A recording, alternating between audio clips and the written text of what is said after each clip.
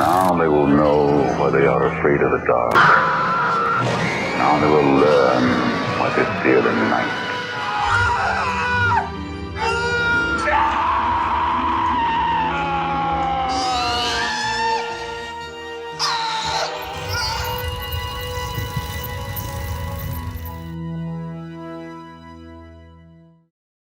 Welcome, cinephiles, to another episode of the Cinephobia podcast, part of the YouTube channel Cinephobia, your home for all things cinema and scary.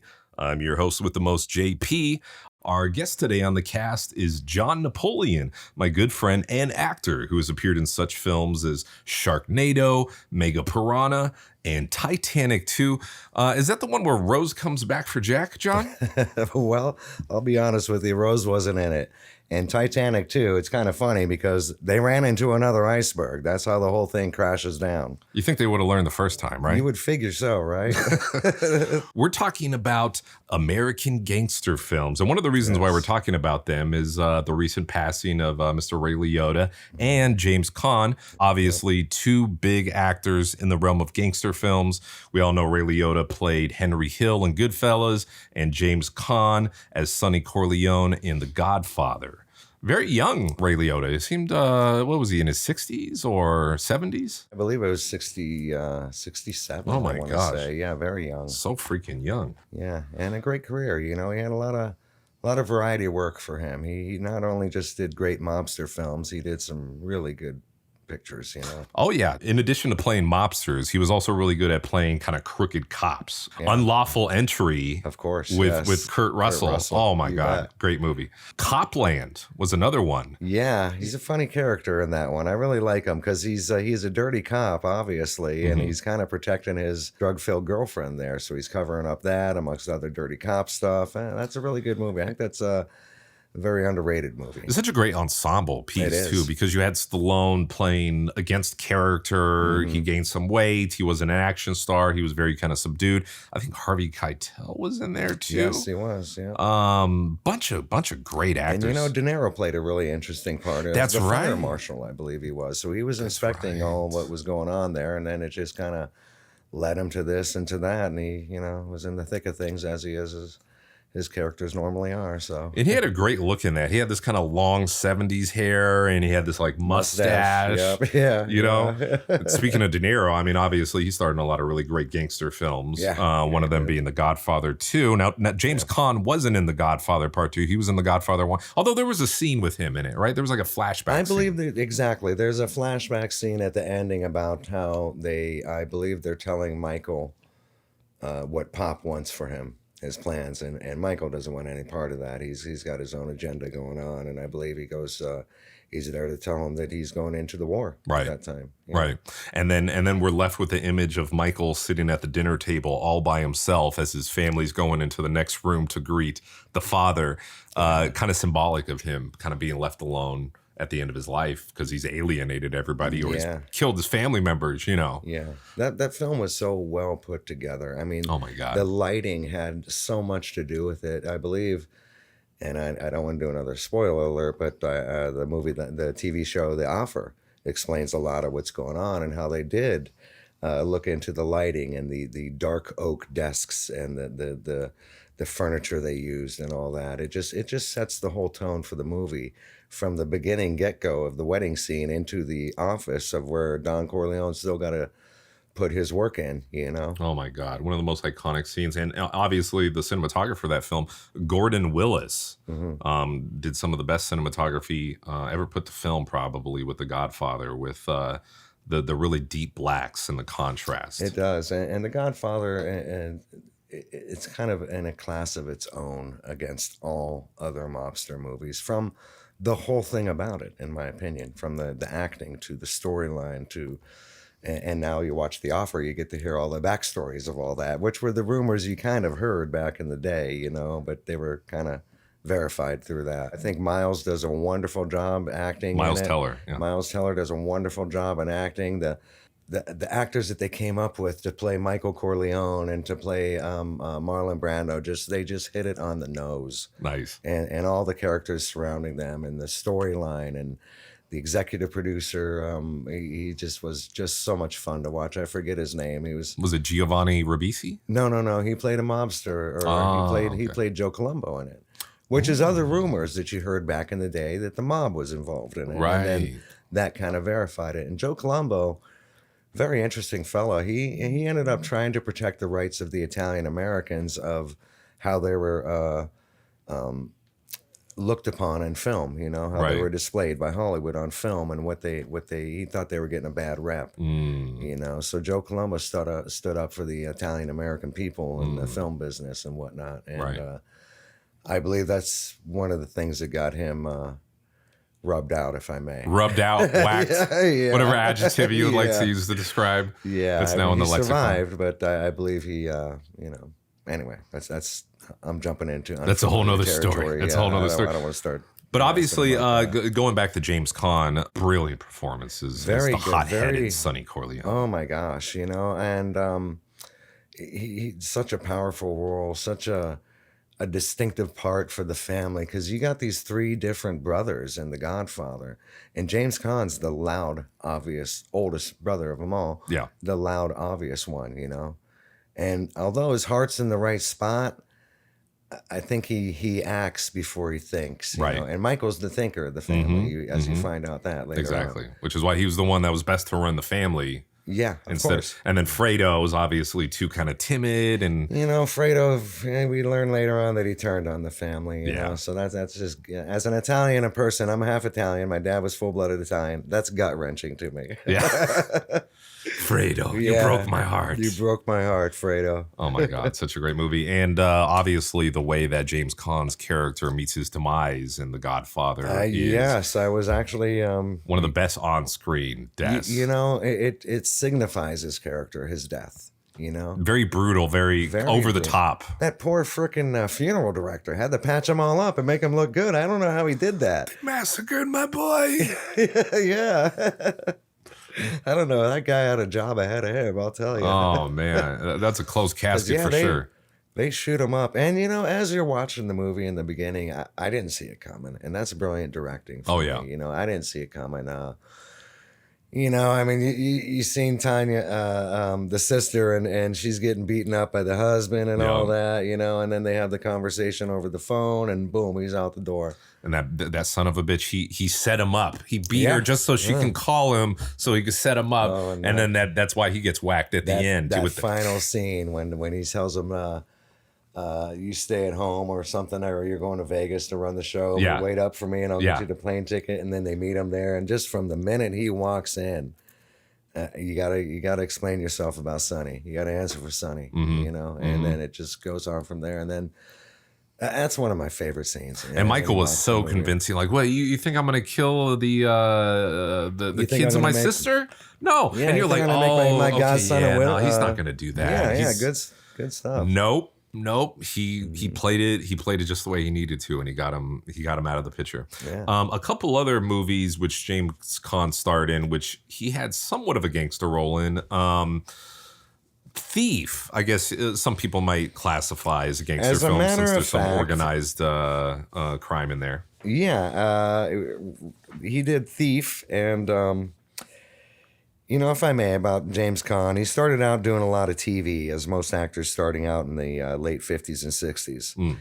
His first movie, it was one of my favorite comedies, Irma la Douce. Ooh. And that's directed by Billy Wilder and starring Jack Lemmon, the late great Jack Lemmon, and Shirley MacLaine. Now, I want to say The Godfather was his first mobster movie that I can think of. I want to say you're right. James Caan. Yeah. And I'm thinking, what performance did he do before that drew the studio's interest? The movie he did before this was Brian's Song. Oh, interesting. Very different from... Which to this day, for me, is still a tearjerker. I got to be honest with you. Maybe Rabbit Run, where he portrays a heartless guy towards his wife and kids. Anyway, Sonny Corleone, after watching The Offer and seeing, sorry, spoiler alert, that they really didn't want him, I can't see anybody else playing that role. His anger, his intensity, his way of handling the family business. What are you going to do, nice college boy, huh? Don't want to get mixed up in the family business? Now you want to gun down a police captain? Why? Because he slapped you in the face a little bit? Huh. what do you think? This is the army where you shoot them a mile away and you got to get up close like this, and then bada bing. You got to get up right there and Bada bing, and you blow their brains all over your cyberlone soup. He was the ballsy one in the family. Mm-hmm. He react, like I said before, he reacted before he think. Then Michael was the thinker. And we know Sonny's fate. Mm-hmm. He got taken out a brutal way. I mean, that funeral director, like I said, had a hell of a big job ahead of him. Big time. But in 1982, he did Thief. Yes. Where he was working for criminals as well as himself being a criminal, a thief. But, you know, he's a tough character in that film. Oh, yeah. He handles justice in his way, and it's brilliant. The whole film of Thief, the soundtrack, I believe it's Tangerine Dream that does the soundtrack in that. And the music builds up. We know that from Jaws and from Rocky and stuff like that. The music has a lot to do with it. And Thief did that. And no, it wasn't a per se mobster type movie, but you really see his character in that. He was in control of whatever role he really did, in my opinion. And you can really see it in Thief. He gets screwed over and he handles his business. He goes against the bigwigs, the big guys, and handles his business. Now, when you said that they originally didn't want to cast him as Sonny Corleone in The Godfather, was that because he wasn't Italian-American, or? I believe it was a mixture of things. I think the one subject that came up the most was his hot-headedness, which played perfect in the movie. Oh, so I don't know what absolutely. the heck they were thinking, you know? But I believe he might have been a difficult to work with, or maybe a lot of factored the Italian. He didn't have a portray like Al Pacino portrays an Italian look. Freddie kind of does. That's too, true. You know, That's true. And Marlon can. But there's just no way that we can picture The Godfather now without James Caan playing that role. No.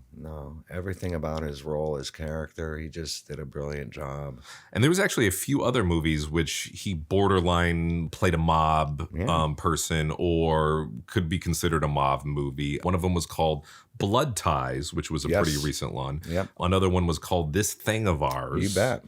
There was also a movie in the 90s that came out called Things to Do in Denver When You're Dead. Yep. It's been a while since I've seen that one, also starring Christopher Walken. And I think lastly, Mickey Blue Eyes, where he actually did play a mobster, but it was a comedy. It was a parody it's one of those mobster comedy mobster with Hugh Grant. movies. Yeah. But yeah, This Thing of Ours was good. He plays a mobster, and he has a presence, a vibe that just can't be touched by anybody. His on-screen performance, he has a small part, but it's vital to the film. Oh yeah. And that goes to show you, Hollywood says that there's no small parts because characters in film make the film. Look at No Country for Old Men. The character acting in that has some of the best character actors I've ever seen. Every character added to the flavor of the movie.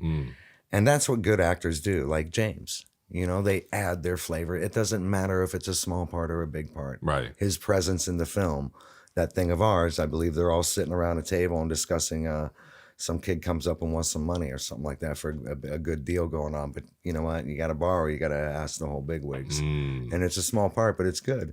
Yeah, he did very good in that. He was also in a TV movie called Wise Gals, where it's a very small part. And then he did a TV series called Las Vegas. Not to be mistaken for Vegas, starring Robert Urich. No. But he's on the other side. I believe he's working for the gambling and like watching everybody that they're not cheating or screwing up the system, which I'm sure is mob related, but I can honestly say I've never seen the series. I've never seen the series either, so I can't say that. But I think it's very important to note how Caan was able to transition from very serious, hard-boiled roles such as Sonny Corleone, but he was also able to do comedies as well. Mickey Blue Eyes being one of them. Elf, another one which is widely regarded. Exactly. He had a wide variety of roles. I mean, he did over 130, I want to say, films, you know.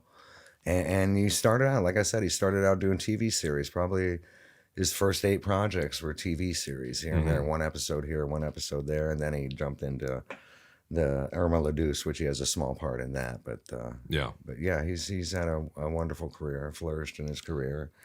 And like I've always told actors when I ran into him, I says, I don't know if he'd have made a good doctor or a good cop or anything like Yeah. that, but I'm sure glad you became an actor because you made me laugh a few times or you made me cry a few times, you know. Hell yeah. Hell Yeah, yeah. I always say that to them. And James Caan just did such an amazing job. Him and Ray Liotta, obviously very tragic about their passing. Yeah, but very we much have so. these awesome performances that we get to enjoy, Yeah, even though they're not here. They live memorably with us and Exactly. whatnot. But yeah, Ray, Ray's done some really good work too. Ray's done a lot of great work. Yes, he has. He's Yes, he has. another one that is even did some comedic roles. He was in the film Heartbreakers with Sigourney Weaver and a few other roles, which he really flourished in. I think the last mob role that he actually had was, I don't know if you saw the new one, The Many Saints of Newark, Yes. which was the kind of spinoff from the Sopranos TV show where he played. Did he play a mobster? Or did he play the dad of a mobster? I don't recall, but he was Wasn't in prison. he like he was in prison? So Yeah. like he was a mobster and he got his dues and he was in prison doing something. And his Yeah. boy, the kid came to see him, didn't he? Right. And that was his uncle or his dad's mentor. Or Exactly. Dad's mentor, I believe, is what he was. right. And he got busted and had to bite the bullet in due time. And he did a good job in that. I thought I was really surprised to see him. And I mean, obviously, anytime you see Ray Liotta in a mob movie, it's like, oh man, we're in for a treat right here. Yeah, yeah. And he certainly delivered with that. He's definitely done a few. I mean, his first, I believe, was a TV series called Our Family Honor. He played Ed Santini, a family of cops versus the mob. I don't know anything about that, but I looked it up and looked into it. I haven't seen that one either. Goodfellas, he obviously played Henry Hill. Oh, my and God. Now mobsters, in my opinion, are bred differently. You know, I don't believe you can have a conscience at all. Don't question any of the orders that are given to you. Do what I tell you, and don't draw any attention to the family. Henry's character had a conscience. Therefore, he questioned what he did, and therefore he left a trail. One of my favorite scenes, and it's probably just the actor in me, but when he feels, and he's right, that the FBI is following him. He's sweating, he's looking paranoid, acting like he's all coked up. It was all coming down to at that point. Now, a character to me that portrayed how a mobster should act was Jimmy Conway, Robert De Niro's. Yeah. That was tough as nails, and he didn't question anything. You want to talk about mobsters, and I think Jimmy Connolly really portrayed what a success, if and I may, a successful mobster. Oh, yeah. You're always looking over your back, I'm sure. Yeah. But a successful mobster who does what he's told without question. The scene in Goodfellas when he's telling Karen to go down the street down there and you're going to Just get go the down there, furs. just go check around the that. corner. Go around the It's corner. not really said, but I'm almost next to sure she was getting whacked. Oh, absolutely. Absolutely. That was the inference right there. Yeah. You know, he's such a trusting guy, and it's like, he's not going to do her dirty. Nope. At the end of the day, it all comes down to protecting your own ass. And you know, Conway, he never questioned anything. He handled business, and he was very conscious, aware of his surroundings, never show weakness. Ray also played Frank Sinatra in the Rat Pack. So Oh, that's right. that's not really a mobster thing, but you know, anybody who's Italian and knows a little bit about It's got Hollywood, mobster ties. Frank Sinatra had mobster ties, as you see in The Offer? Oh, yeah. I did they believe it mention was. that in The Yeah, they Offer? did mention that in The Offer, because in The Offer, in The Godfather, in the wedding scene in the beginning, the singer was actually a certain figure of Frank Sinatra was portrayed there. Right. It was modeled after the Johnny Fontaine character. Yes, the Johnny Fontaine. And Frank didn't like that. He was very much against that. He wasn't happy with that at all. And they're portraying me this way or that way. But Right. it's a fact. And, Yeah. and they backed it up.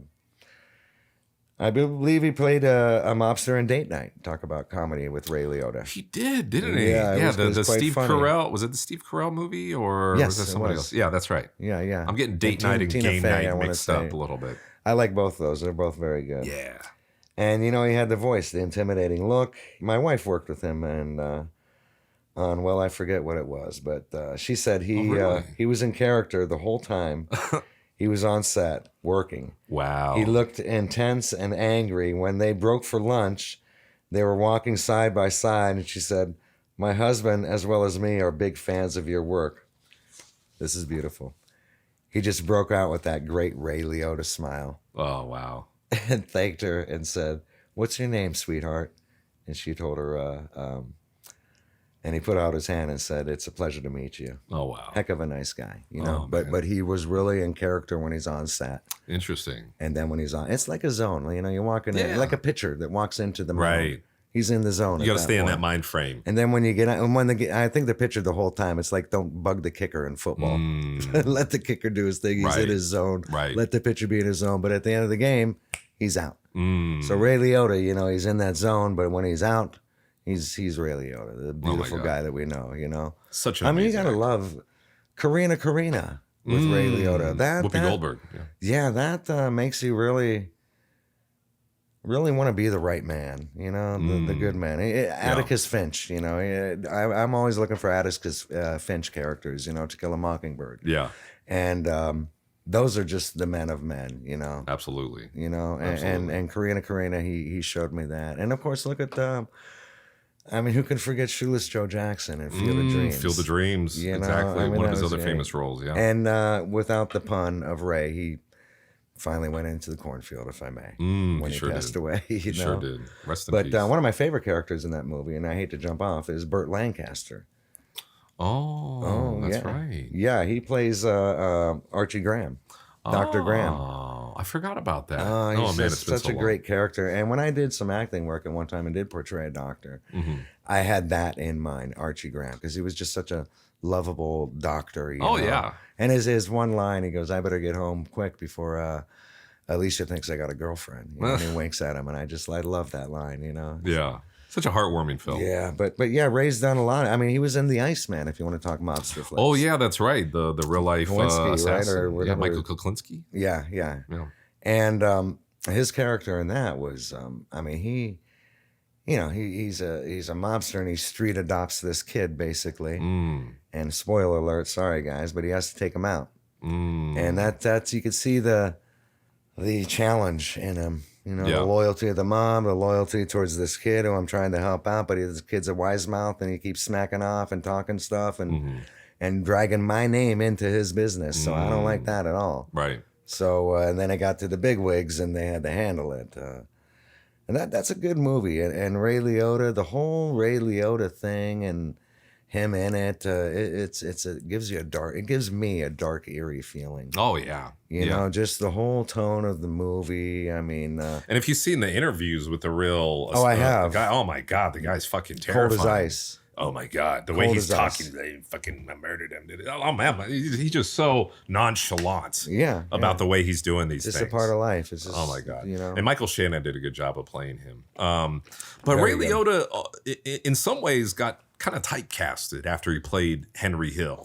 He did in some aspects, but as I was looking him up, and because I'm not, you know, there's a lot of movies actors do that we don't know about. So you get a place to look him up, and you look him up, and I see that he did have a variety of a career. Yeah. They did kind of stereotype him, but not by much. Yeah. Maybe 6 or 7 films after that, so to speak. But if you want to go the angry cop and angry FBI agent along with that could kind of be along that field too. The angry, kind of corrupt individual. Sure. He was, call Ray Liotta. You know, we need definitely. He killed it with those things. And I think, for my money, his portrayal of Henry Hill is one of the best portrayals of mobsters in American gangster films, if not one of the best performances in any film, just based on the fact that he is... we grow up with him, you know, from a kid, you know, he really wants to be a mobster, and then he gets into this life, and it's just, it's not all that it's cracked up to be. By the end, he's just falling apart. He's coked up. He's losing his grip on reality. His laughter, you know, like I just that one scene with Joe Pesci where he's like, am I a clown? Am I here to amuse you? And the way he's laughing, he's got his hand up to his eye like this. It's just little things like that just really brought the character to life and just really made you kind of almost root for him a little bit, you know? Yeah, you bet. And when he gets out of jail and he's kind of having a hard time, and Cameron, you flushed all the money, the coke, you know? What are we gonna do, Karen? That was all we had. So he has to dummy up and go to Paulie there. Yep. And Paulie's throwing him a couple of bucks. That's it. A whole lifetime. Oh a whole lifetime of service to this guy. And whatever he had in his pocket. Well, no, if you look into the backstory of that, the reality of these mobsters and the documentaries, I heard at one time that Paulie was sticking it to Henry Hill's wife. I heard about that too, and I heard that. Now they don't show you that in the movie. Nah, they don't. They don't indicate that at all in the movie. And apparently, the real life character of Paulie was actually much more violent and not as fatherly as maybe Paul Sorvino made him out to be. And actually, I read that Paul Sorvino, he was a little bit hesitant to take the role because he didn't feel like he could portray somebody with that level of intensity and violence. But apparently the story goes that he was really thinking it over. And one day he was walking past a mirror and he had this look, this very kind of deep look. And he was like, okay, I think I could pull it off. But yeah, apparently he was a very violent guy. One of the stories goes that some girl was, I think, sleeping around on him, and he pulled up to the place with Henry Hill or somebody else and walked inside, and she was a waitress there, and he beat the crap out of her. So that was very interesting. That's Hollywood for you. And these mobsters, there's nothing kind and nice about any of them. They're all trying to get a crumb and get a leg up. Exactly. Sure. Please forgive me, by the way. Nobody whack us. We're just talking about movies here.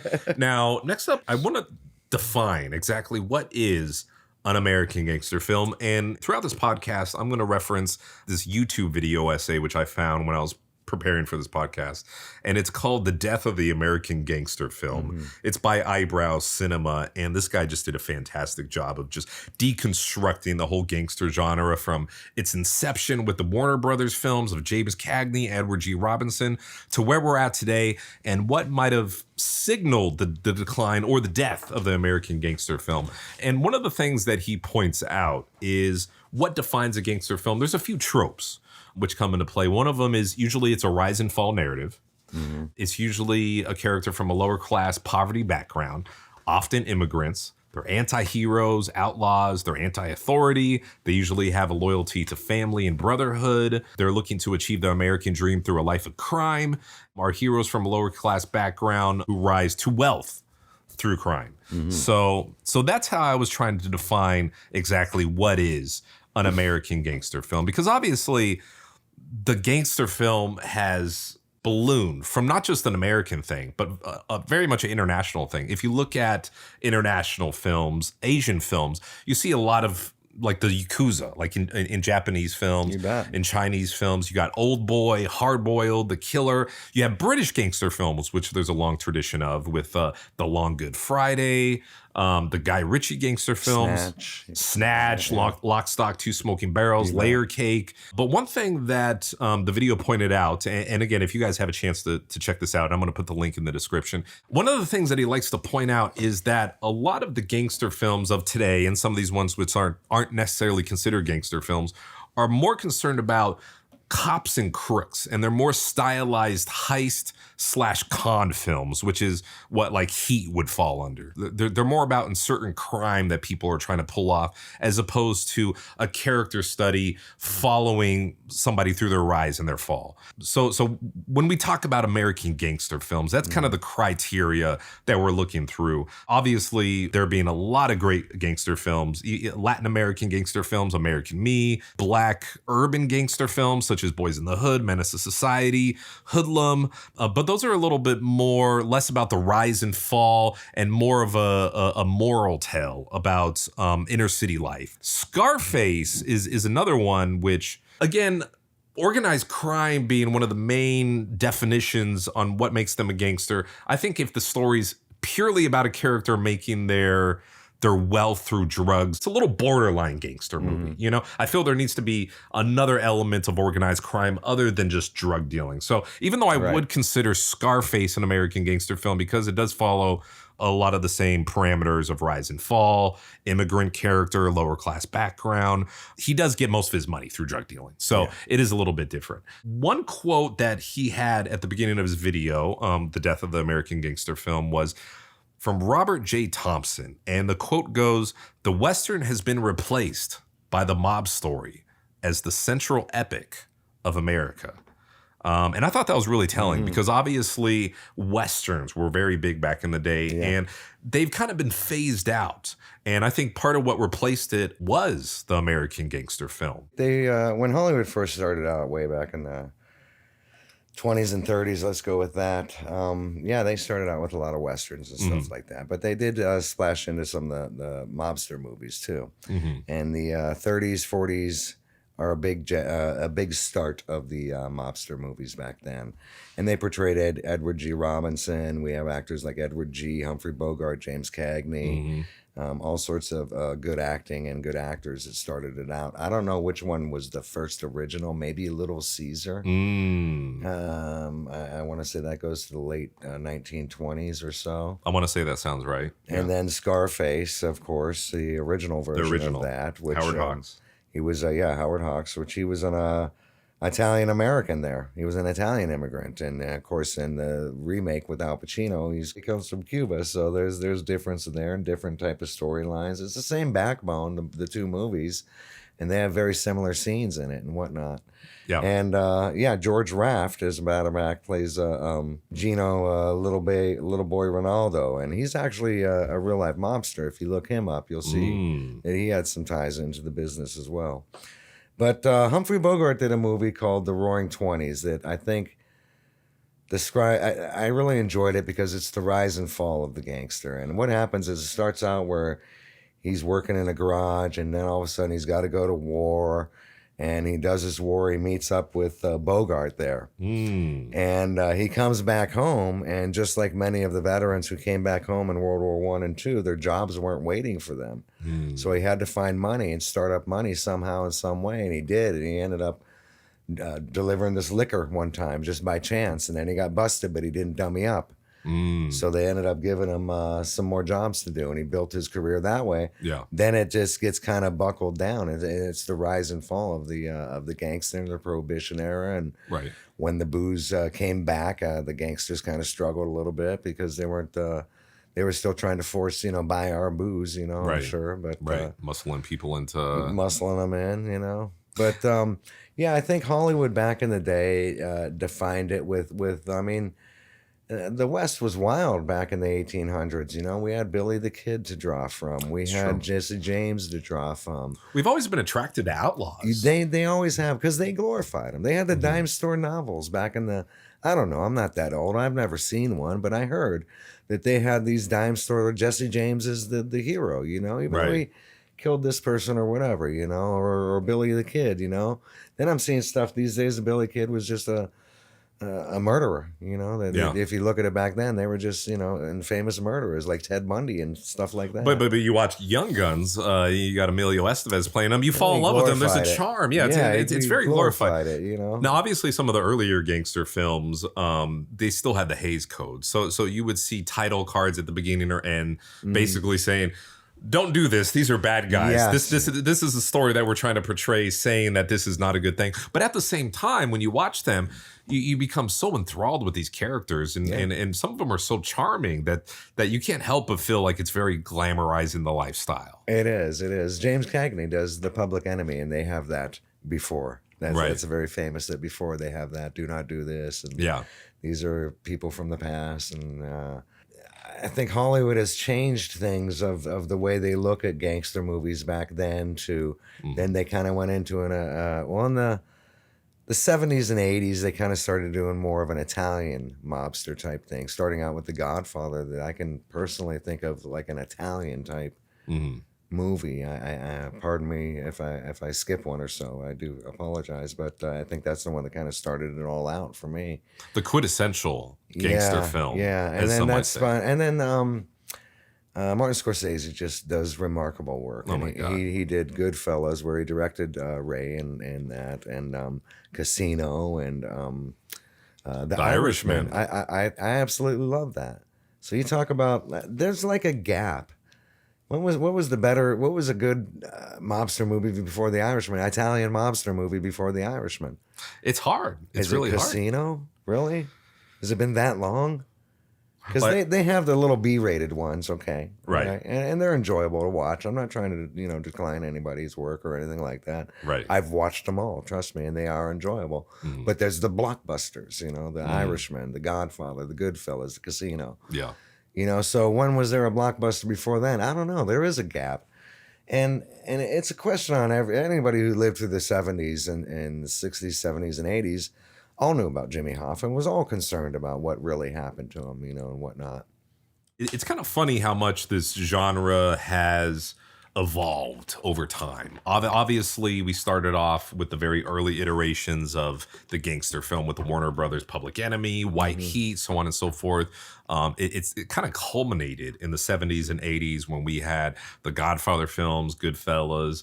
And then at some point, we kind of got into the parody phase of it, which we started coming out with a lot of comedy gangster films. Some of them being The Freshman, starring Matthew Broderick, also starring Marlon Brando, who kind of plays a version of Michael Corleone, Don Corleone. Don Corleone in it, which is kind of funny. Yeah. A few other ones, which you also had characters who starred in great roles as mobsters, but also starred in a comedic role. We mentioned Mickey Blue Eyes earlier. We had James Caan playing a gangster in that. We also had The Family, which was a more recent one that starred Robert De Niro, Michelle Pfeiffer, where he played a mobster that was in witness protection.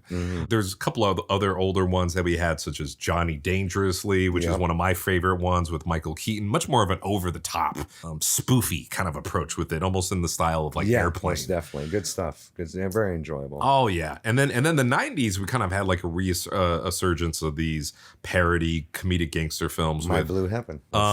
Very much kind of like Henry Hill, kind of like what happened if Henry Hill was in witness protection and he had to try and live with all this. A couple other ones, Analyze This, Analyze That. Another one with De Niro in it.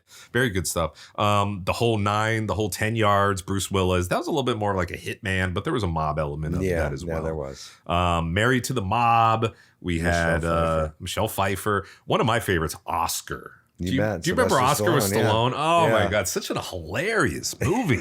It's such a great situational comedy.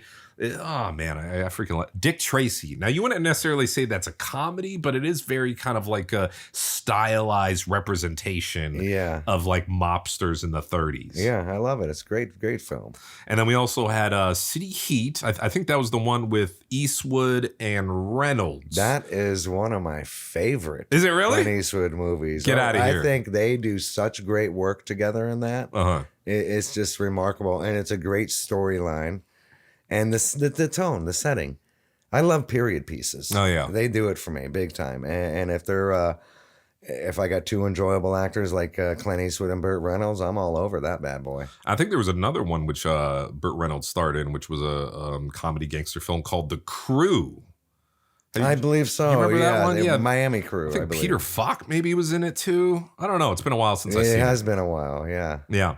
But again, it's really kind of interesting how this genre has progressed to the point. Now, obviously, most film genres, they go to this point where it's very serious, and then they go through kind of a reconstructionist revision stage, and then ultimately kind of ending in a parody where everything's just kind of, we got to the point where we're just making fun of things now. But we're still coming out with more gangster films, which brings us to, let's talk about our favorite gangster films. I want to talk about our top 5. I went back again and I watched Goodfellas because Ray Liotta passed away. Yeah. And boy, it just blows my mind every time. The level of filmmaking that Scorsese put into this thing, the performances from not only Liotta, but De Niro and Pesci. Yeah. Maurice Wiggs. They're great characters in the film. Give me my money. Give me my money. Yeah. Fucking love great it. characters. Strangling him with the fucking phone cord. This was very hard for me to put together this list. Now, if you asked me this before I rewatched Goodfellas, I would say my number one favorite mob movie, Godfather, hands down. Yeah. But after rewatching Goodfellas again, I have to reconsider that. And I'm putting Goodfellas first. And let me tell you why. Because The Godfather is very much a romanticized kind of portrayal of the gangster life and lifestyle. And it's very much about family. There's rules in place. Whereas Goodfellas, I feel, was much more of a realistic representation. So my number one, Goodfellas. Okay. Number 2, it's got to be The Godfather.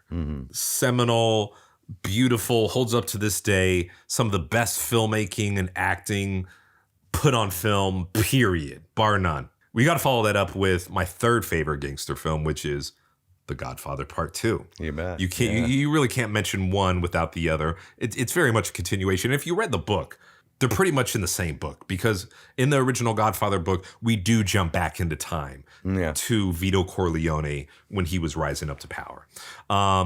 Number 4, Casino.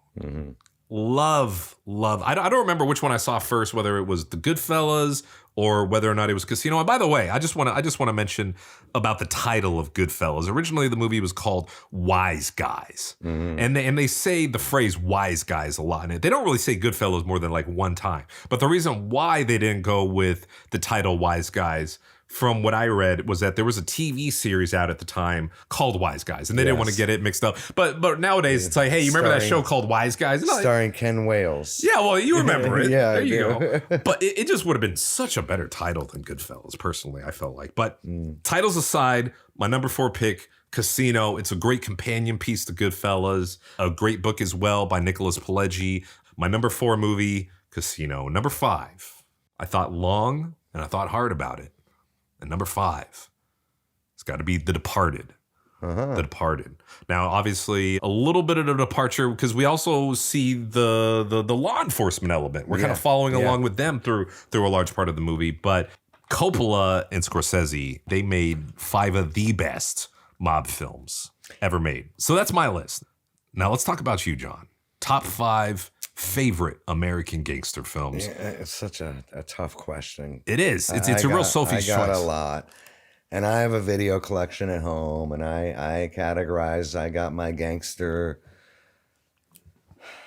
Now that I think about it, it's kind of an Italian gangster, mobster type section. Yeah. Because I have my Boys in the Hood, my Blood In, Blood Out, and my Colors over here for the street teenage gangster type movies. Exactly.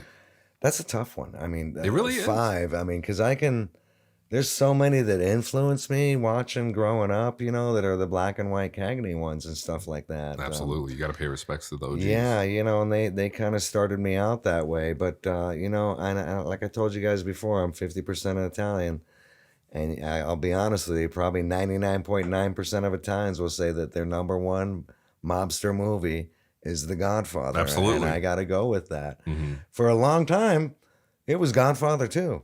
Oh, okay. Because I really enjoy, and I'll tell you what changed my mind about that. I really enjoyed the fact of seeing Vito Corleone start out his business and how he started and how he kind of got forced into it, sort of. He lost his job. His neighbors shoving a gun in his thing. Hide this stuff from me, Right. And then they're reflecting on the future of the business going on up in Nevada with Michael and how he's handling things up there since his leave of New York. Yeah.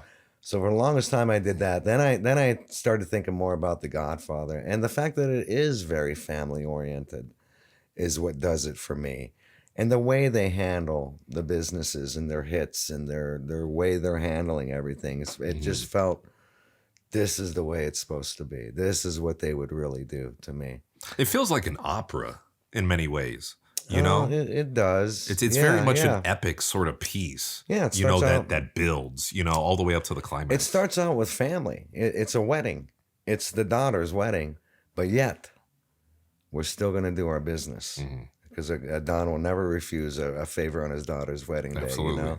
So he's got to do that too. So it sets up the both right there. And one of my favorite scenes in that movie is in that beginning, when the FBI are out there. He's like, hey, Sonny, they're taking pictures of the plates and all that. He goes out there and he grabs that camera and he smashes it on the ground without even thinking about it. He spits on his badge and he throws him a couple $100. Like, get the hell out of here. I mean, it's just great. That's set the tone for me. So Godfather 1 and 2, yes. And again, Italian, I think Goodfellas was really put together well. From the beginning to the characters they put to the paw, the hoof. The hoof is caught in the thing, the whole thing about the movie, or Jimmy Two Times, and there's the characters that they introduce and who's the strong cases here. Well, Joe Pesci is in the scene with the waiter there asking him for the money for the bill. You come here embarrassing me like that? What the hell's the matter with you? I'm around my friends. You come embarrassing me like that? That smashes the bottle over the guy's Yeah, head. good stuff. That set the tone over there, and the way they were together and the way they were laughing. And when you say that the original was Wise Guys, I got to go with Goodfellas being the better title, because that very scene alone shows all of them together and the good fellas that they are. Now, and then spoiler alert, later on in the movie, when you see Jimmy has to start handling things because of the La Consa heist or whatever it is, it starts leaking out, and we're getting words and this and that. Everybody's buying cars. Jimmy's Everybody's gotta, buying I told furs. You got to what- whack them. Yeah, what the hell are you doing? You're spending the money when we don't have money. You're showing these guys that we got money. What's the matter with you? Take it back. Take it back. Yeah, good stuff, But my fourth, I really didn't study this one as much as I really should have, because I took notes over all this stuff. I was so into it when you invited me to this. Oh, yeah, I know. But I never really fathomed that one. No, I guess I gotta go Casino too. I mean, I went to Vegas. I'm 54. I went to Vegas in the 70s.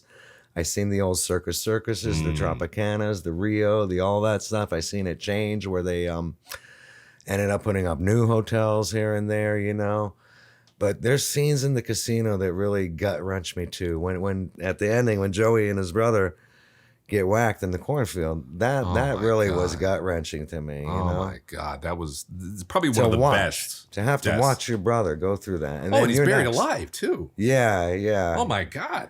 And then just like when in Casino, when they go back to, I believe, Detroit, it is, and they're at the deli. And they're seeing the operation kind of unfold, and then all of a sudden the camera shoots up to this chandelier, and you can see the wire sticking around. They're listening on fucking busted, and man. the guy's over here complaining to his mom about these packages and shit, and it's like you just ruined the whole fucking operation. Yeah, exactly. Yeah. So Casino's number 4. Casino's number 4. What's number 5? Boy, that's. I'm gonna take it back old school. Okay. I think we got to have at least one old school one. I'm going with Angels with Dirty Faces. Now, that's James Cagney and Humphrey Bogart and Pat O'Brien. And that's another rise and fall of a gangster type deal. Yeah. Well, it's your typical, the two kids are rough houses. They're going to steal these ballpoint pens, I think, is what happens. And they go to this the train yard, and they break into the train and they get the ballpoint pens, but the cops are coming and they try and run out, but James Cagney gets caught. So he's got to go to the boys' detention center. And that, honestly, you start to see the build of the bad guy. He's starting to get he's getting organized in that thing. Yeah. So then he comes out, and his buddy who steals the stuff, he's a priest.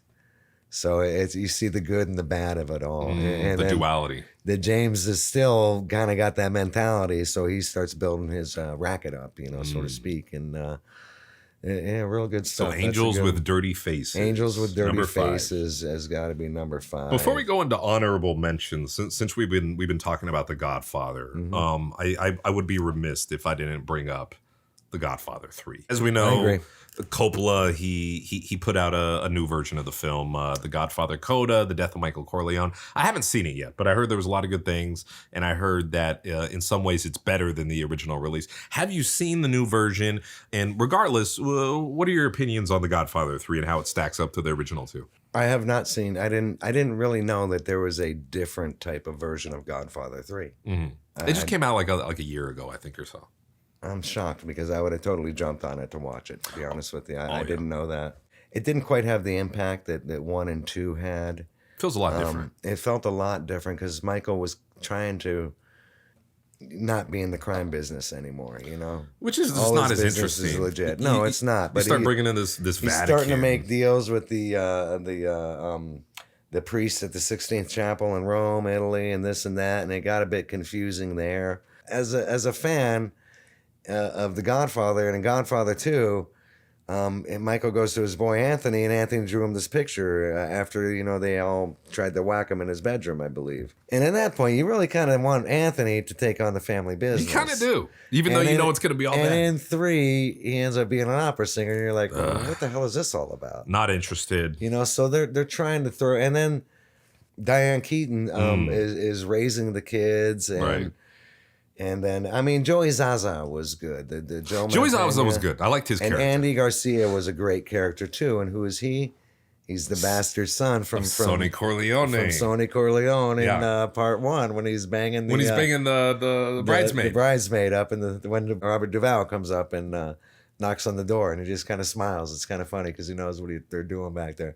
And I think that Joey Zaza and Andy Garcia's character, Vincent Corleone, they kind of hold the picture up. They keep it interesting. Most definitely. Yeah. Most definitely. Especially Andy Garcia. He had that look. He had that. He was young. Pizzazz he was in his about prime. him on screen as the mobster guy. And Joey Joe Mantegna, he played a great role because you could see that he was, personally, I could see that he was going to be crooked, you know, that he wasn't going to be on the line, you know, the whole time. You know? Obviously, it doesn't match up to the original two. You had two masterpieces, and then you got this third one. It just feels itself like a bastard child of the Godfather films. And I think there's two reasons why the Godfather 3 doesn't match up to the other ones. And I think one of them was the recasting, or maybe they didn't so much as recast it, but they just replaced the character. Robert Duvall. I think Robert Duvall wanted a little bit too much money to be in the picture, or maybe there was a scheduling conflict, but they decided to bring in George Hamilton. Yeah. What the fuck is George Hamilton doing in Godfather 3? He's got this tan. It's just, it's like, what movie am I watching? It's just, it ruined it. He was just such an important, he was part of the family. Robert Duvall was part of the family. So you take him out of the picture, you're already missing a part of the soul of the Godfather right there. And then I think the second reason why the film doesn't work is Sofia Coppola. Obviously, she's a fantastic filmmaker. Originally, they had Winona Ryder cast as the daughter of Michael Corleone, but there was a scheduling conflict. So we ended up with Sofia Coppola, who, for my money, is just, her performance is so stale. I just don't care about her. It really drags the movie down to a place where it doesn't measure up to the other ones. No, and they build her whole character up for the final scene in front of the cathedral, which I thought was kind of a ridiculous build-up of a character. Yeah. Kill her, I don't care. Yeah, exactly. Get it over with, man. They could have cut that in the first 10 minutes and made it more interesting of a movie. Shoot her in the beginning. Yeah, let's have a good catalyst to start out. You know what scene I liked though in that one was, remember when they had all the mob bosses in the one room together, and then was it an airplane that came in or a fucking helicopter? The whole room's getting shot up and shit. That was a good one. That was good. They put a lot of effort into it, but I thought that was a little much for the scene itself. A little bit over the top for a Godfather film. Yeah, it's a helicopter over the top, shooting up a fucking casino room. Yeah, it was a little bit too much.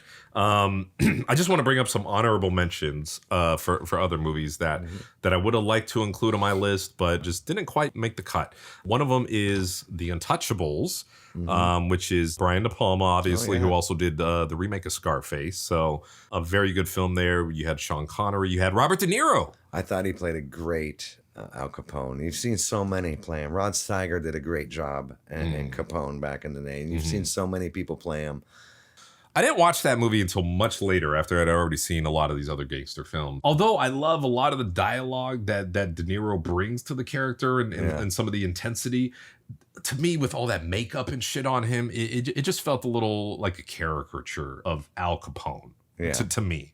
I feel what you're saying. That's why I would definitely put that one lower on the list. Next up for honorable mentions, I got to put in Donnie Brasco. Yes, most definitely. definitely. My God. You had Al Pacino returning again for another gangster role. This time, he's not one of the big bosses, you know? Yeah. Some people kind of make fun of him a little bit, but such a fantastic film. And the chemistry with him and Depp. Yeah, that's your Al Pacino. You don't see much of that. I think the bigwigs kind of make fun of him a little bit. Which is why I felt like it was a really good performance. But you also fall in love with him, too. You really do. Because he's been there for so long, and he hasn't got his leg up, and he just doesn't see it. And then by the end of the movie, when Depp turns him in, it's like you feel bad for the guy. Yeah. You know, not... You know, he takes off his ring. He takes off his stuff. Yeah. He leaves it open for his wife to see. That's right. He takes off and he's going to get whacked. Yeah, he knows. He's biting the bullet. He's not going to dummy up and dime out on the mob. He's not going to jail. He's going to get whacked. It's a very nuanced performance that he gives. It's not over the top. The best is the smoking in the car. Well, I forget. Smoking in the car. Johnny Depp's driving him around, and Al Pacino's just puffing away, and he keeps the windows up. And then Johnny tries to roll him down, and I was like, "What the hell are you doing? You want to let the cold air in here? I'm smoking here." So he leaves him up. My dad was not necessarily windows up, but I can relate to that very scene because he smoked in the car quite a bit. Such a great movie. Michael Madsen did a great job. Oh, Michael Madsen, that's right. Jimmy, is it Russo? What's his name? Russo? But he did a great job in that too. And just all the character actors. That's a great film. Now, another mobster movie with Pacino in it that I would say is almost a companion piece to Scarface is Carlito's Way. You know what I was about to talk about. I do, yes. Again, we got the rise and fall. We got the immigrant story. You have a great chemistry again between Pacino and Sean Penn. Yeah. You got fucking Brian De Palma knocking it out the park again with another gangster film with fantastic directing and the ending scene. Yeah. Oh, man. Yeah, that close. Oh. Poor Penelope. Oh, my God. Isn't it Penelope Ann Miller? So, yeah, Penelope Ann Miller. Poor girl. That close. Such a great film. Such a great film. Yeah. They did John Leguizamo. Yeah, that's right. Benny from the Bronx, right? Oh, Benny from the Bronx. Oh, my God. I got to go back and watch that one again. They made a sequel to that, but I never watched it. Did they really? Carlito's Way, Rise to Power. Oh, I think I seen it at one time. And none of the stars were in it. I don't think they had any returning characters from it. Yeah. Another one is Bugsy. Oh, my God. Warren Beatty. One of the most important figures of the mob scene, Bugsy Siegel. There would be no Casino without Bugsy. So another fantastic film. And that one's a little bit more of a romance. Yeah, between him and Virginia Hill. Yeah, so it's a little interesting that they played up the romantic angle of that film. Well, that was Ben Siegel was not necessarily a romanticizer, a womanizer, I would kind of say, with. A sharp-looking kid, that all the dames wanted him. Oh, the dames wanted him. That's and he loved the limelight. That's why he wanted to kind of get into acting and be that part. That's true. But yeah, he created Vegas. There's some really good scenes in there, and I didn't think Warren Beatty could pull off half the stuff he did in that film. Like when he tells his homeboy to crawl your way this way, you know. And Warren Beatty again, who starred in Dick Tracy, but as the cop this time. Yeah. Going against the mobster Al Pacino in that one. How about that? Jesus Christ, Al Pacino. Now, talk about typecasted. This guy, fucking half his filmography is gangster films. Yeah, true. These next few titles on my honorable mentions, I'm just going to list them off. King of New York. I don't see that one popping up on a lot of favorite gangster films. Yeah. I don't think he was necessarily an Italian-American that he played in there, Christopher Walken. Yeah, but I don't know what he was. Another great. But he's with the Mulans. I mean, it's a funny. I mean, it's a gangster film, yes, of course, obviously. Yeah, but drug dealing. But you don't see that in this type of Hollywood atmosphere, So it was great. I love the movie. I think it's great. Oh yeah, one of my favorites for sure. Yeah, good stuff. King of New York. We already talked about Scarface, the remake with Al Pacino. Another one which is very much in the similar vein of Scarface, Blow with Johnny Depp. Yeah, the true story of George Jung. Now, Bronx Tale that's one of my favorite ones. Oh, that's a great one. And I'll tell you what I like about that is they show the good and bad of it. The father's trying to get his son to stay away from the mob. Played by De Niro. Kids attracted to the money, the mob, and they got Chaz Palmero in there, and it's just he's incredible. Now you just can't leave. When the gangster, the bikers came in the bar. Yeah. That was a good scene there. My last few honorable mentions, The Friends of Eddie Coyle, I got to bring up. I don't even know that one. I got to look that up. You got me on that. Oh, that's an older one from the 70s, I think. That one stars Robert Mitchum. Okay. Robert Mitchum, aging Boston gun runner Eddie Coyle is looking at several years of jail time for a holdup if he doesn't funnel information to Dave Foley, played by Richard Jordan, an ATF agent. Also starring in it is Peter Boyle. Wow. Very great film. Last two ones on my list. This one falls in the international category, but it's such an amazing film and one of my favorites that I have to bring it up. City of God. Okay. Awesome, fantastic movie. Rise and fall a little bit, but a little bit more of the urban aspect, but such an amazing, phenomenal film that if you haven't had a chance to watch City of God, do yourself a favor, do it. The last one on my list, this one's a little bit more recent. Kill the Irishman. Have you seen this one, John? Yes, I have, yeah. Came out in 2011. It's the true story of Danny Green, a tough Irish thug working for mobsters in Cleveland during the 1970s. I wasn't really expecting a whole lot from that one. When I saw it a couple of years ago, I thought it was just going to be kind of like a cheap mob movie, but I sat down and watched it and I was like, ooh, this one measures up. Yeah. It's a good one. Yeah, I enjoyed that a lot. I seen that one too. Now it's on you, John. Honorable mentions, what do we got? Well, I'm going to go over my gangster collection at home. Let's do it. And these are pretty much my favorite type of movies. So I'm going to go with our old black and whites where, of course, I mentioned Angels with Dirty Faces earlier. That's 1938. Bonnie and Clyde with Warren Beatty and Faye Dunaway. Absolutely. Bullets or Ballots, 1936, Edward G. Robinson. Ooh. Dead End is an honorable mention for me. Right. That's a Humphrey Bogart movie. It came out in 1937, and it has, back in the day, they had a group of kids that always acted together called the East Side Kids. And they just added, they're the fun teenage criminals, the mischief kids, that are getting into stuff. But Dead End was a good one because Bogart's on the run and he's back home and he visits his ma, and his ma doesn't want nothing to do with him. His old girlfriend, who he's kind of wants to get involved with, is just a lush and a drunk, and no good. The Public Enemy with James Cagney, Jean Harlow. Ooh, have to mention Edward that one. Woods. Yeah, The Roaring Twenties, again, is one of my favorites with Cagney and Bogart and Gladys George. The Petrified Forest, 1936, Bogart, Leslie Howard, Betty Davis. Another one that I would like to mention as an honorable mention.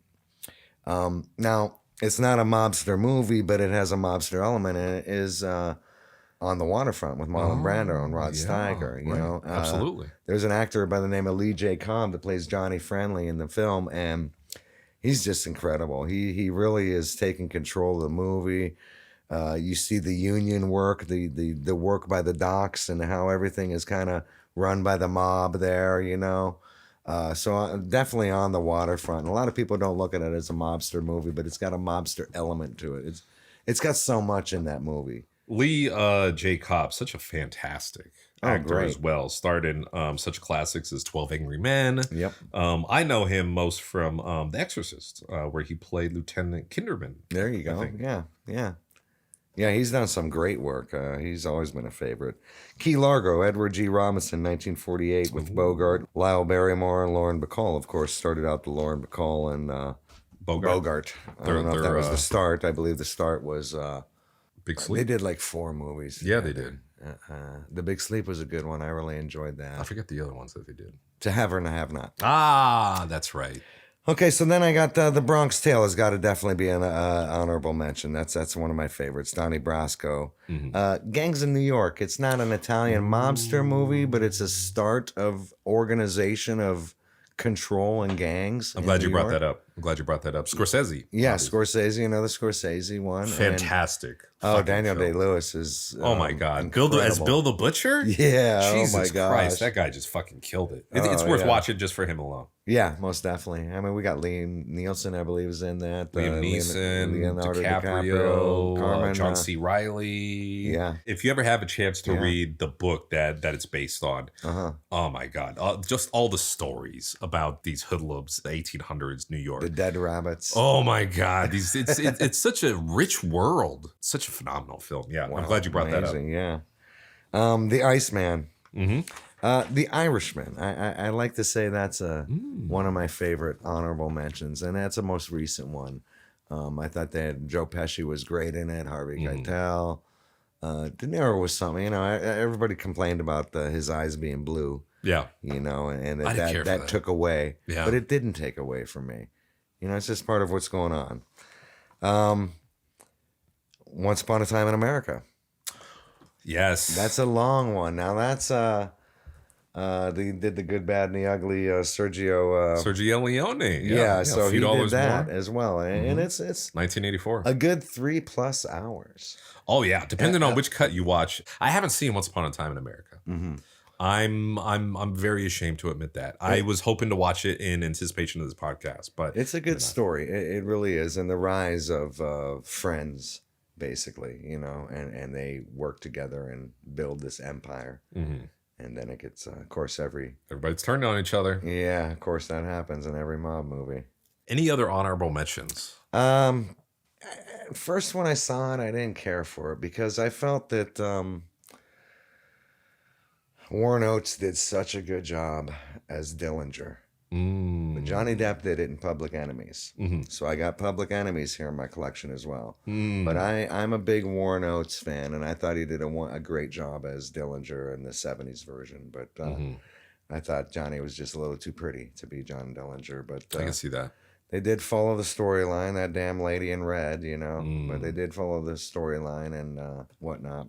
Snatch, as far as a foreign one. Oh yeah, big time. I like Snatch. That's always fun and enjoyable. And Brad Pitt is, he really started to shine from then on to me. Yeah. Brad Is that the one where he's kind of mumbly talking as like a gypsy? Yeah, Yeah. That's great. Yeah, good stuff. And Mean Streets is one of De Niro's first mobster movies. Yeah. And I believe it's Martin Scorsese's one of his first mobster type movies. Absolutely. I think he was, if not his debut film, then one of his first films. Yeah. Now, kind of capping off our list of favorite stuff. We've already talked about our favorite gangster films. Let's talk about our top 5 favorite performances by actors or actresses playing gangsters in films. I'm going to start off. First one, obviously, Al Pacino. Godfather 1 and 2. You kind of can't separate them two. Second, talking about Ray Liotta, Goodfellas, Henry Hill. Number 3, for my money, would be Joe Pesci in Casino. Now, it's kind of tough between Joe Pesci's performance as Tommy in Goodfellas and then his performance in Casino, but I felt the Casino performance was the best because he kind of separated from his friend, and then he had such a tragic, both movies he had a fucking tragic ending, but even more tragic in Casino, I felt like. Number 4 for me, again, another Goodfellas performance, this one from Robert De Niro as Jimmy the Gent, Jimmy Conway. Yeah, you bet. In Goodfellas. I would be in a lot of trouble if I didn't put down Marlon Brando as number 5 for Vito Corleone in the original Godfather film. Those are my top 5 favorite performances by actors in mob films. How does that stack up with yours, John? What do you got? Very, very similar.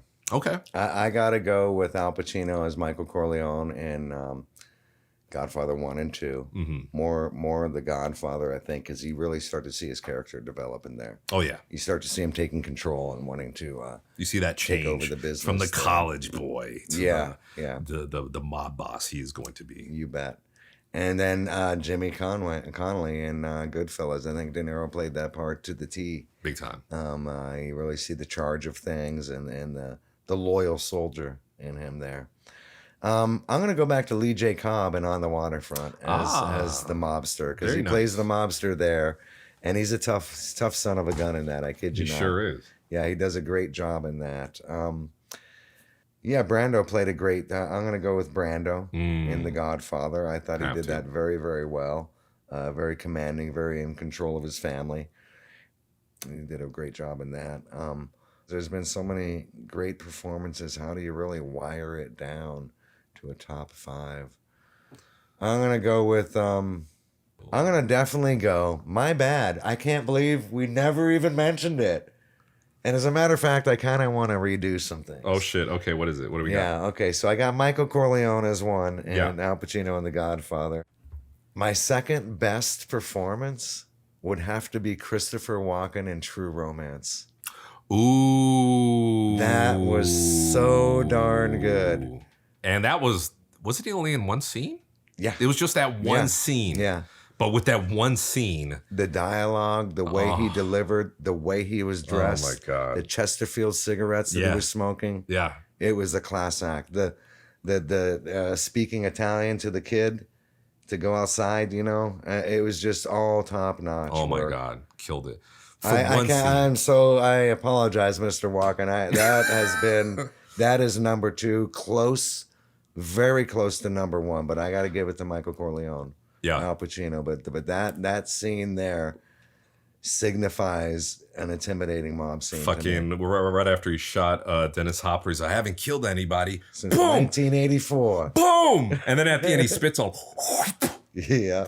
Oh my God, that's right. I can't believe that escaped me, because that is such. It's kind of hard to remember that though, because it's not a mob film necessarily. No, again, it has some mob elements. Performance. Yeah.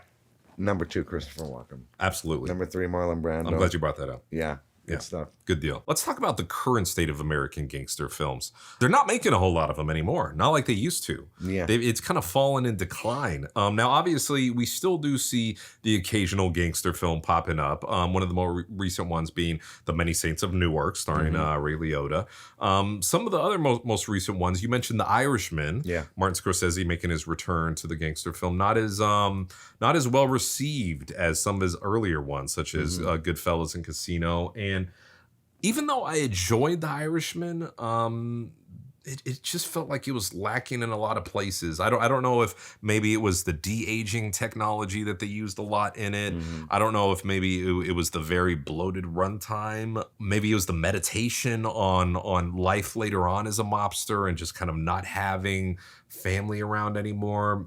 That just didn't resonate with me, but it just didn't really stack up to a lot of these earlier ones. Although it was fantastic, of course, to see Keitel, De Niro, and Pesci, and Pacino all together in the same film. It still just didn't really live up to the expectations that I had for it. See, I'm a bit opposite with you on there. I've watched it at least 6 or 7 times already. Oh, really? Oh, wow. I've enjoyed it that much. Nice. Now, I got a little family history, and my dad always told me that we were somewhat affiliated with Jimmy Hoffa. Really? And when I talked to my mom about that, she said she went to my Uncle Bobby's wedding, and she said when she was there was just big guys standing by the door. So you kind of assumed something like that. And my Uncle Bobby Crapanzano was somewhat involved with them somehow, some way. Wow. So I've always been kind of fascinated with the idea of the story of Jimmy Hoffa and all that. Okay. His name was never mentioned. You never hear his name mentioned in any of the history books or anything like that. But it was something that was mentioned to me as a kid, so I've always been fascinated. So when I saw the movie, yeah, I mean, I think the last 15 to 20 minutes is a waste of time. You know, I think they drug that on a little bit. We already understand that the daughter wants nothing to do with Robert De Niro's character. But I think Joe Pesci was well-deserved of an Academy Award for his performance in that. He did such a great job in that film. I really respect him a lot for that role, what he brought to the role. He's had some great characters, but that one really signifies for me. And all the characters in the film and the understanding of the story. And then if you ever see the film, you kind of want to smack his son, his stepson, because he literally, in the film, he literally drives him to the hit spot. And you're like, what the hell was this kid thinking? But that's a great actor. I forget his name. It escapes me right now. Same. But he does great work like that, and he's got that look. Oh, he was in Game Night. He's the neighbor in Game Night. Oh, he's freaking hilarious. Yeah. He was in Power of the Dog recently. God, I forget his name, but no, he's a good actor. I like him. He was the cop in the Game Night. Yeah, but I enjoyed The Irishman. But like you said, they are kind of hit and miss these days. Gangster movies. I feel like they are. Yeah. I mean, I know a couple of friends that are putting together some stuff here and there, you know, but it's nowhere near the level of movies. You know, when there's so much film is being made. You know, sometimes you don't even see them. Yeah. You know, they go straight to video or internet now. You don't know where they're at. Especially since it's superheroes are dominating, I think that's on the tail end, though. God, I hope so. Yeah. It's been a long 15 years with all that Oh my stuff. God. Let's get back to some real cinema for adults. Please, God. Yeah. You brought up The Iceman, which is another sort of modern one. A couple other ones that I want to mention are Gangster Squad. Oh, yeah, yes, there you go. That was the one with Sean Penn as Cohen? Mickey Cohen. Mickey Cohen, yeah. And then also Live by Night was another recent one starring Ben Affleck. Affleck. I was looking forward to Live by Night. When I saw the trailer, I thought it looked really good. When I watched it, I was pretty disappointed. And I would say for the most part, the majority of these modern gangster films that come out leave me pretty disappointed. And I want to say the reason why is that when you make a gangster film now, you're piggybacking off of, or you're influenced by these decades of masterpiece gangster films, which had at least some air of authenticity to it. Whereas I feel the modern gangster films of today, they're kind of going off of the representation of mobsters in these older movies and kind of building off of that. So in some ways, to me, it feels like all these new gangster movies are a carbon copy of the old ones. Yeah. That you lose something in these new gangster films. They're so stylized.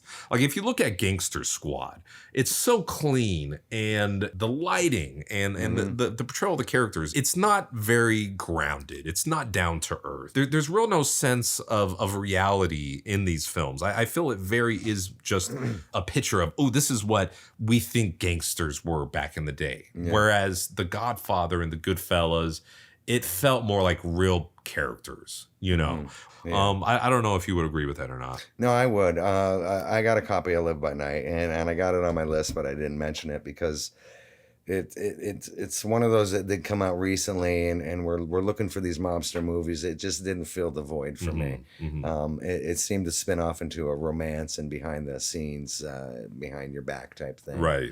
Now, Gangster Squad was a lot of fun. Mickey Cohen was a gangster here in Hollywood. That's right. And he was attracted to actors and whatnot. My godmother is Daria Massey, who has an affiliation with him at one time. Oh, wow. She was going to dinner because her good friend Steve Stevens actually hung out with Mickey Cohen. And he actually wrote a book called Sunset Boulevard or something like that. I read it recently in his encounters with Mickey Cohen. Oh, cool. And there's a page in there that talks about my godmother, about how she went to the go out to eat with them. And one of the mobsters kept trying to take her jacket to be a gentleman. And then Daria, she's very stubborn like that. And she's like grabbing her jacket saying, no, I got it. I'm okay. I'm very independent and whatnot. Yeah. And Mickey Cohen stood up and said, hey, leave the lady's jacket alone. She doesn't want you to touch it. So, I mean, but she knew back in the days in Hollywood in the 50s and 60s, Mickey Cohen was involved with a lot of that stuff there. You know, now, he liked to hang out with these actors and get to know them all. Speaking of Mickey Cohen, correct me if I'm wrong, but in L.A. Confidential, wasn't he a character in there as well, or they brought him up? They brought up his name. I don't think he was a character. Like he got whacked at the beginning of the movie, I think. There were some mob elements in L.A. Confidential, but again, I wouldn't consider it a gangster film, although fantastic movie. I got L.A. Confidential in my gangster area. Okay. Yeah, so because it's got that. Maybe it's just the film noir that I like about it, or the detective story of it all. But I got it in there, and Gangster Squad is also in my mob collection, which, I mean, I guess it is, but it's like a cop's view of it. Right. So is Untouchables, and I got that there. Untouchables, yeah. You know, it's just it just seems like they're not making them like they used to, and it just doesn't feel like they have that same spirit or that same authenticity as these other gangster films of yesteryear. Yeah, they may come around. I mean, like I said, when Hollywood first started out, it was all about westerns and whatnot, and they've kind of drifted off quite a bit. Right. But you'll see them in B-rated things. Yeah. I know a director did 12 westerns in 12 months. And I actually, when I first looked at them, I'm like, these got to be bad quality or something. They're actually really good. Really? Yeah, and he's accomplished this, and this was during the pandemic, so there's these movies are out there. Yeah. You know, and you may, like I said, you may find these mobster movies, but I have a friend who's doing one now, as a matter of fact. And they are kind of hit and miss. Do you feel like we're ever going to get another Godfather, another Goodfellas, something that level of authenticity gangster film? Do you ever think that we're going to get something like that again? You know, if we do, I hope I don't analyze it and see that they stole from those movies, you know, like you do, because it's hard to come. I mean, Hollywood's been having a hard time coming up with original stories. Big time. And when they do, there's stuff that I'm not really that into. I watch them because I have to, or whatever. You know, it's just part of me being an actor or the film business that I gotta understand that. Totally. But there's stuff that I'm not really into. Yeah, like these comic book movies. Yeah, exactly. Yeah. Yeah. Honestly, I just don't think that we're ever going to get a level of quality gangster film as we did back in the 70s and 80s. Yeah. I just don't feel like. Well, you know, like the quality of the film, it sets the tone for things too back then, you know? And now we're in this, it's been there for 20, 25 years, this, you know, special effects type thing where we see De Niro with blue eyes and Irishman. And it's just something that we're, you know, we're not really used to. So it's hard to swallow it. Yeah. But yeah, it's going to be tough to make an original type of mobster. The next good mobster movie is more than likely going to be a true story of someone we haven't really heard of that was a part of something, you know? Right, right. And it seems those are the best ones. You're right. You know, I enjoyed that. In a dark, weird, eerie kind of feeling way, but I enjoyed the acting and the storyline and all that. And it seems like the movies that are based on real life characters, you know, like Henry Hill, like exactly. I forget the character's name or the real life guy's name in Casino that De Niro played. Not Sam Rothstein. Yeah, I think it was Sam Rockwell. There you Yes, go. it was. Yeah, it just seems like the best mobster movies are based on They true are. life characters and events, They and are. the further you get away from that, And you know, I mean, we haven't heard of the mob since John Gotti, in my opinion. that's part of the thing is that the mob isn't really around anymore. So but it's kind I of think hard to they're make just. stories. I think they're just underneath the sheets, and we don't know it. Yeah. That they're just trying to do something different. Mm-hmm. You know, I mean, Yeah. there's still prostitution out there. There's still drugs out there. Speaking of Gotti, Mm-hmm. we touch base on our favorite mob films. Can I just bring up John Travolta's I knew it. I knew you were gonna. portrayal of Gotti in the movie Gotti, and wow, what a Well, fucking I'll be honest stinker with that you. was. I'm such an Italian. I haven't seen it. Ooh, I didn't want to see it. You didn't want to because see I it. just didn't see him portraying that at all. It was bad. Was it really? Okay. So bad. Like if I can go back in time, and there's not many movies that I would say I'm gonna go back in time. I never would see, but that is one that just it was a fucking mess. Let me tell you. He starts off the movie narrating. He's like he's dead already. He's like, hey, here's narrating this movie. It's so bad. So yeah, again, just another instance of the mob films just not being how they used to be. No. I think the quality of film. I mean, yes, there's some great directors out there nowadays, but some of the ones that did them back then are just phenomenal. Mm-hmm. They really knew what they were doing. And I think part of why mob movies are still so enduring and timeless is the subject matter that they deal with. It's a great source of drama. It's a great source of action, and it's a great story about family. And 99% of the time, it's about having nothing and building something out of that nothing. It's the American That's how dream. they start. It's the American dream. Everybody can relate to that. Yeah. I don't have the education. I don't got the college education. I didn't inherit the money, but hey, I can sell this light bulb and then sell 10 more. And then I'm going to go from there and we're going to call it drugs or whatever. Exactly. It's that ingenuity on being able to make it and having the drive to make it despite the environment and the circumstances that you're in, that everybody can relate to and just keeps these characters enduring. And Everybody's got a little Don Corleone in them. or everybody wants to be a little Don Corleone. Everybody wish they could be as cold as calculated as Michael sometimes. Yeah. But again, we all know what happens at the end. It never ends well for any of these Not characters. any of them did. No. Not any of them You did. only have that small little window of everything being good and the riches and the family and the parties, but eventually everybody starts. I never seen no cowboy riding away in the sunset with the girl in any mobster movie. That's right. But at the same time, you still can't help but feel like, oh man, I want to be like one of those guys. Yeah.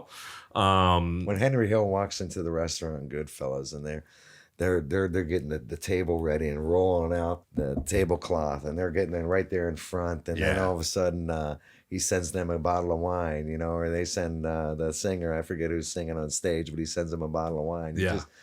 Hell yeah, you want that class. You want that kind of. You want to feel important. We go through the back door. We don't go through the front door and wait in line like everybody else. That's right. Yeah, that's right. You want to feel that level of importance, that level of you made it. I did that a few times with my wife. We never went in the back door, but I was very adamant about walking into a place and them knowing us. I thought that was great. Like, cheers, Norm. Right. It feels good. good. In a race, it does feel good, Yeah.